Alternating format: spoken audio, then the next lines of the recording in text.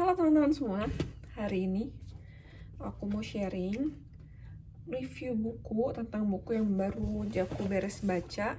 Nah, judul bukunya ini bukunya, judulnya How to Be Rich, Loved, and Happy. Buku ini tulisan Sean Rasmussen dan David Cooper. Kayaknya ini terjemahan sih. Aku tuh pecinta banget sama buku self improvement. Terus karena aku lagi di masa kritis, ya bisa dibilang dari umur 20 sampai 25 atau sampai 30 itu kan masa-masa pencarian jati diri, dimana kamu tuh baru benar-benar ngerasain dunia luar gitu. Aku tuh sempet galau lama dan aku kadang dilibatkan sama pilihan-pilihan seperti apakah mau karir dulu atau menikah dulu. Banyak lah, ingin jadi orang kaya, tapi juga ingin jadi orang yang bahagia gitu. Nah, karena itu waktu itu aku ke Gramedia dan aku nemuin buku ini. Aku tertarik banget sama judulnya, karena siapa sih yang gak ingin kaya, happy, terus dicintai juga gitu. Aku bacanya rada lama sampai keriting-keriting gini bukunya. Jadi banyak banget hal yang aku dapetin dari buku ini. Buku ini tuh mengajarkan tentang kesederhanaan dari pemikiran tentang kehidupan. Nah, sekarang kan aku kerja. Nah, sebelum kerja itu aku sempat bikin usaha. Nah, usahanya itu nggak berhasil, apalagi karena pandemi itu sempat down banget, dan aku ngerasa aku nggak sanggup lanjutin karena kebanyakan dari gaji aku kerja sekarang itu dipakai buat nalangin karyawan. Jadi aku mencoba untuk berbesar hati, mengakui kalau kali ini aku mungkin belum berhasil, jadi aku berhentikan dulu bisnisnya. Nah, di sini tuh kadang kita kan terlalu berambisi untuk mencapai keinginan.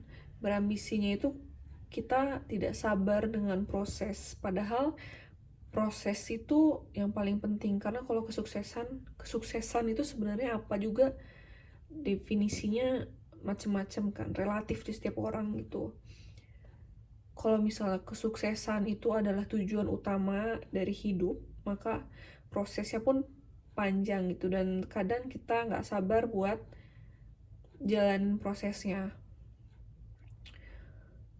karena prosesnya itu kan nggak mungkin dalam semalam gitu. Tapi aku sempat ngerasain begitu lulus kuliah itu kayak kejar-kejaran sama umur, terus ngeliat temen yang lebih sukses dan sebagainya, itu kadang panas kan hati, dan jatuhnya itu setiap hari jadi mengeluh, dan itu kan gak sehat buat mental kita gitu.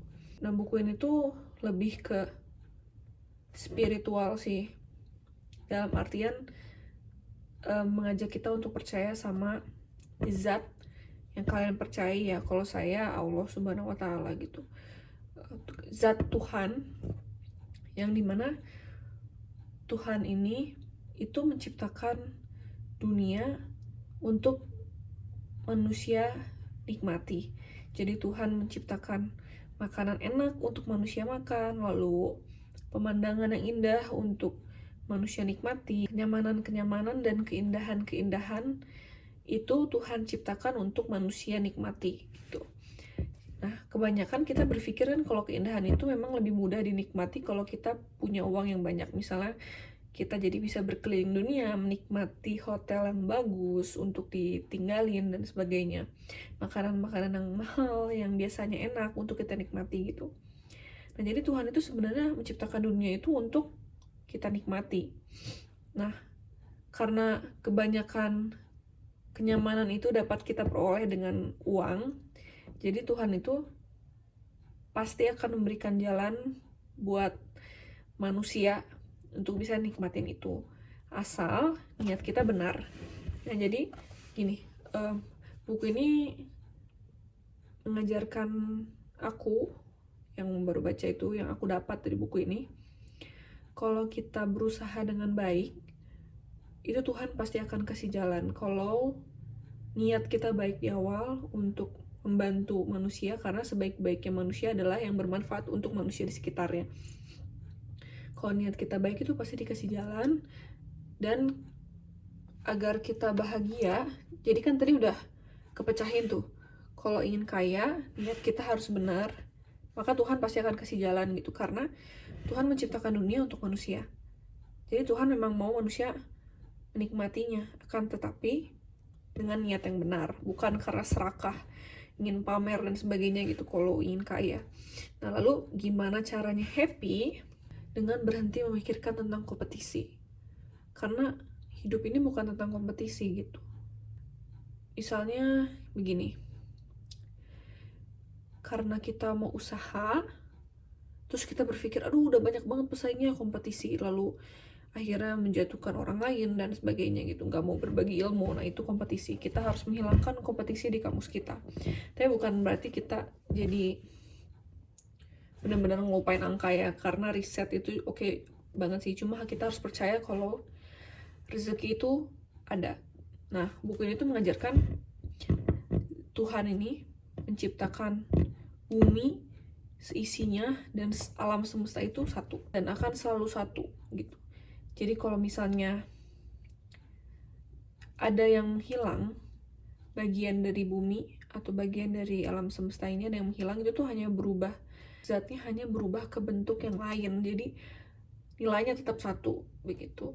Dan buku ini tuh mengajarkan kalau semua orang punya kesempatan yang sama. Nggak mungkin ada yang namanya kesempatan itu habis. Semua orang punya kesempatan yang sama untuk kaya. Kita perlu dapatkan adalah keyakinan dan niat yang benar gitu. Itu kalau kamu menghilangkan kata kompetisi di hidup tuh lebih tentram gitu hidupnya, dan jadinya nggak saling menjatuhkan lalu mau berbagi ilmu gitu, karena kita yakin bahwa setiap orang itu punya porsinya masing-masing dan porsi itu tidak akan pernah habis karena semesta itu satu gitu. Semua orang punya kebagian gitu, jadi jangan takut habis gitu. Aku setelah baca ini berpikir, oh iya juga sih. Jadi kalau kita menghapus kata kompetisi itu kita tidak akan saling menjatuhkan. Kita harus percaya kalau setiap orang punya porsinya masing-masing dan kita itu harus sharing ilmu dan sebagainya gitu. Di dalam buku ini ada kalimat yang bilang kalau kamu menjatuhkan orang lain, menjatuhkan tangga untuk menjatuhkan orang lain, itu sama dengan kamu menjatuhkan tangga kamu sendiri gitu. Oke banget sih. Nah, otomatis dengan kita niat yang baik, mau membantu orang, berbagi, dan menghilangkan kata kompetisi dari hidup, itu kita pasti disukai, di love, dicintai sama orang lain gitu. Sebenarnya apa sih yang manusia inginkan dari hidup ini kan? Kalau nggak kaya, bahagia dan dicintai orang-orang. Gitu sih. Bagus sih buku ini, kalian harus baca. Kalau aku kasih nilai buku ini dari semua buku yang pernah aku baca ya, dan itu nggak terlalu banyak, mungkin 9,5, hampir ke 10. Aku suka banget sama buku ini sih. 9,5 karena setengahnya lagi kadang kalimatnya berbelit, bukan berbelit-belit ya, katanya susah dicerna kadang, karena dia di dalam buku ini tuh dia menyebutkan Tuhan itu sebagai zat yang tak berbentuk. Kayak kamu manggil Voldemort, you know who, kan susah ya bacanya, panjang gitu. Bukunya kecil, ringkas, kertasnya seperti ini, bukan kertas putih. Ini totalnya ada 194 halaman. Aku suka banget sih sama buku ini. Terus ini tuh Greatest Self Improvement Book Series. Di sini di bagian belakangnya dia ngasih tahu buku-buku lainnya, seriesnya. Aku udah beli sih satu lagi, aku mau baca. Kayaknya setiap ada series ini bakal aku beli, karena aku suka banget isinya. Jadi bikin tentram hidup. Karena kan kegalauan itu pasti ada ya. Gitu. Udah sih. Sekian. Jadi aku ngerekomendasiin kalian buat beli buku ini. Sampai bertemu di video selanjutnya.